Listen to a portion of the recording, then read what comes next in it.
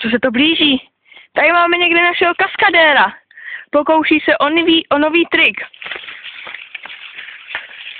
Kaskadér se blíží. Kde pak asi je? Podívejme se, náš pan kaskadér. Dobrý den, těší mě tady v Kukuřici. A co se tady pokoušíte, pane kaskadére? Snažím se zůstat co nejvíce dní v Kukuřici. Budu totiž hrát ve filmu Kukuřičné děti 4. A jak postupujete, jak tu dlouho jste?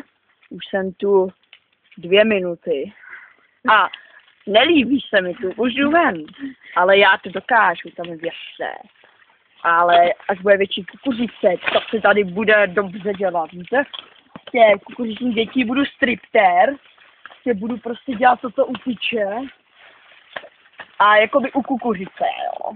A ukážete nám nějaký průběh Kukuřici, nějaký sprint? To já takové sprinty budu mít jenom jeden. Budu tak nám to ukažte.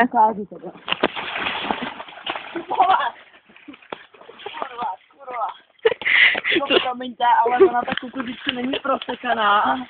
Takže já až ve filmu musím si počkat. Tak jo, tak děkujem, nashledanou.